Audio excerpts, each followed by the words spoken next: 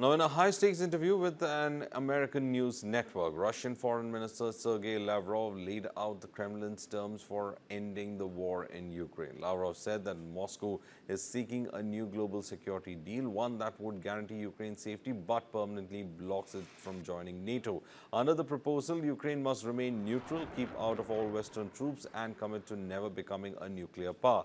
Lavrov also said that international security guarantees should come from a coalition of major powers, including all five permanent members of the United Nations Security Council, the US, Russia, China, France, and the UK, alongside nations like Germany and Turkey. Now, in the interview, Lavrov said that this group would act as guarantors of Ukraine's security, but only if Kyiv remains outside any military alliances. The idea mirrors the failed 2022 peace talks in Istanbul, where Ukraine and Russia explored a similar arrangement around neutrality in exchange for protection. But Lavrov was clear. Russia's red lines remain firmly in place. He reiterated demands for control over eastern Ukraine's Donbas region and insisted that any deal must include protection of Russian-speaking communities. The interview follows a report suggesting President Vladimir Putin is pursuing a broader deal, one that would formalize Russia's control over occupied territories and reshape Ukraine's future ties with the West. As the war continues, Russia's message is firm. Peace is possible, but only on its own terms.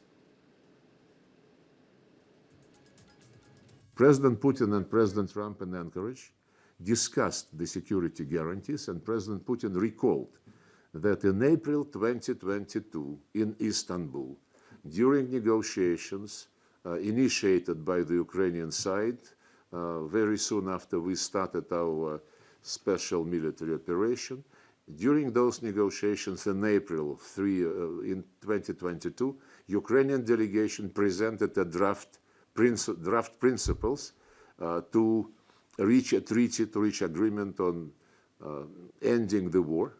Those principles were initialed by both delegations. As regards the security guarantees for Ukraine, those principles proposed by Ukrainian delegation, I underline this once again, they provided for creation of a group of guarantors.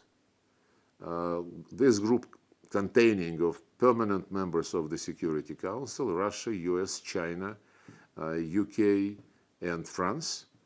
Plus, they mentioned Germany, Turkey, and any other country which would be interested to join this group of guarantors.